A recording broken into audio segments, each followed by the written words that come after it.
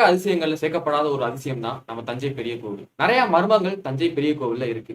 அந்த ஏன் தஞ்சை பெரிய கோவில் ஃபர்ஸ்ட் நம்ம அதிசயம் அப்படின்னு சொல்றோம்னு சொல்லிட்டு நிறைய விஷயங்கள் இந்த வீடியோல யாரும் சொல்லாத விஷயங்கள் ஒரு சில விஷயம் நான் சொல்ல போறேன். ஸோ வீடியோ யாரும் ஸ்கிப் பண்ணாம பாருங்க. Let's get into the video. So நான் தான் உங்களோட வருஷிஜு. வாங்க வீடியோக்குள்ள போகலாம்.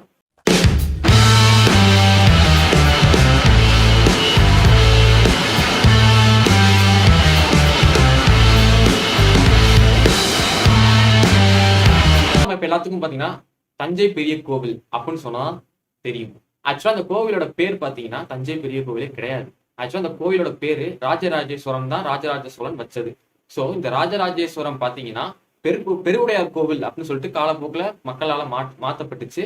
அப்புறம் இப்ப வழிபோக்குல பாத்தீங்கன்னா நம்ம இந்த கரண்ட் ஏஜ்ல பாத்தீங்கன்னா தஞ்சை பெரிய கோவில் அப்படின்னு நம்ம சொல்லிக்கிட்டு இருக்கோம்.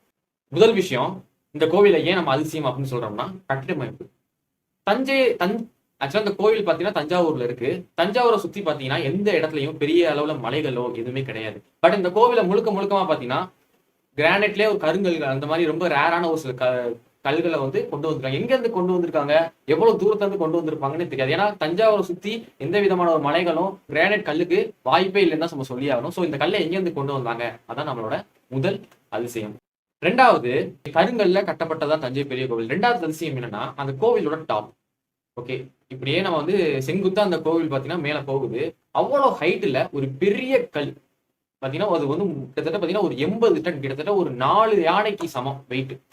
அந்த டயத்துல கிட்டத்தட்ட வந்து பாத்தீங்கன்னா ஒரு 1000 வருஷத்துக்கு முன்னாடி எப்படி அந்த டயத்துல வந்து அவ்வளவு பெரிய கல்ல அவ்வளவு ஹைட்ல கொண்டு போய் வைக்க பாசிபிலிட்டி இருக்கு அப்படின்னு சொல்லிட்டு இப்ப இருக்கிற ஆர்காலஜிஸ்டும் எல்லாரும் பாத்தீங்கன்னா ஆராய்ச்சி பண்ணிட்டு இருக்காங்க. எப்படி கொண்டு போயிருக்க முடியும் ராஜராஜ சோழனால, என்ன டெக்னிக்கா அவங்க ஃபாலோ பண்ணாங்க அந்த டயத்துல அப்படின்னு சொல்லிட்டு ஒரு விஷயம் இருக்கு. 80 டன் அப்படிங்கிற ஒரே கல் தான், பீஸ்லாம் கிடையாது, ஒரே கல்ல எப்படி அவ்வளவு ஹைட்ல கொண்டு போனாங்க, எப்படி அவ்வளவு ஹைட்டுக்கு தூக்கிட்டு போயிருப்பாங்க அந்த வெயிட்டை அப்படின்னு சொல்லிட்டு நம்ம எல்லாம் பாக்குறோம். மூணாவதா இந்த கோவில் நடக்க வேண்டிய ஒரு அதிசயம் அப்படின்னு பாத்தீங்கன்னா தஞ்சை பெரிய கோவில்ல எந்த பக்கமுமே நிழல் விழுகாது.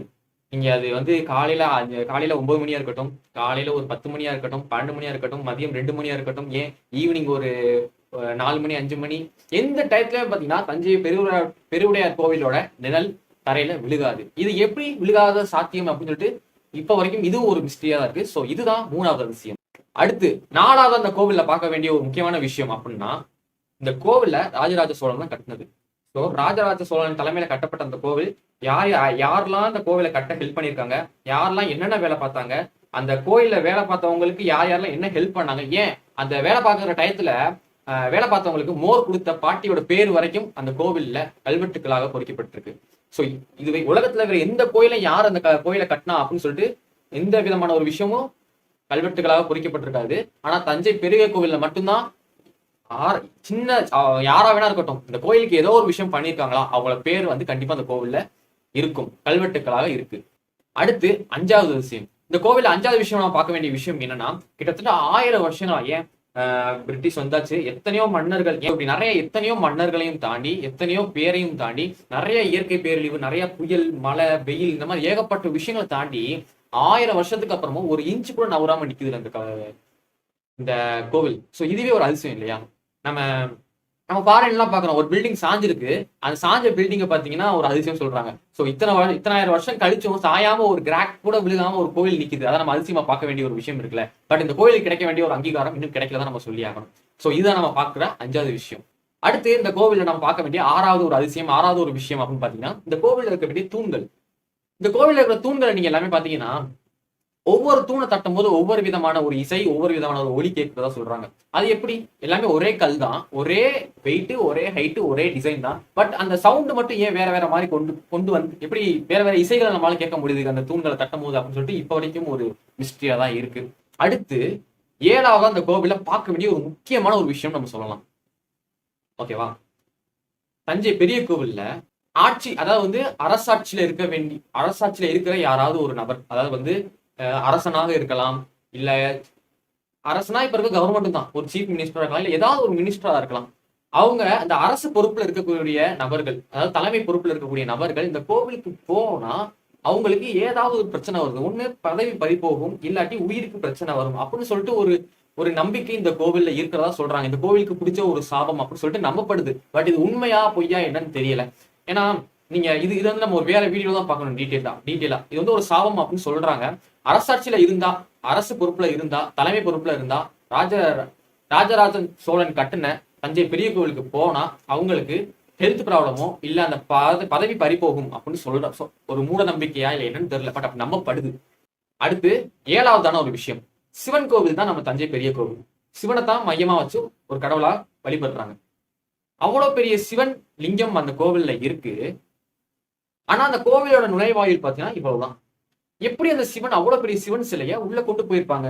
அது ஒரு விஷயம். அப்ப வந்து என்ன பண்ணிருக்காங்கன்னா, இது வந்து இந்த கட்டிட அமைப்பை நம்ம பார்க்கணும். சிவனோட லிங்கத்தை போய் வச்சதுக்கு அப்புறம் தான் கோயிலவே கட்ட ஆரம்பிச்சிருக்காங்க. சோ அப்பதான் பாசிபிலிட்டிஸ். ஏன்னா நுழைவாயில் பாத்தீங்கன்னா உங்களுக்கு சின்னது, அந்த சிலை பாத்தீங்கன்னா அந்த லிங்கம் பாத்தீங்கன்னா அவ்வளவு ஹைட் அவ்வளவு பெருசு. சோ முதல்ல சிவன் லிங்கத்தை வச்சுட்டு அப்புறமா தான் இந்த ஸ்ட்ரக்சரே, இந்த கோவிலோட ஸ்ட்ரக்சரே கட்டப்பட்டிருக்கு.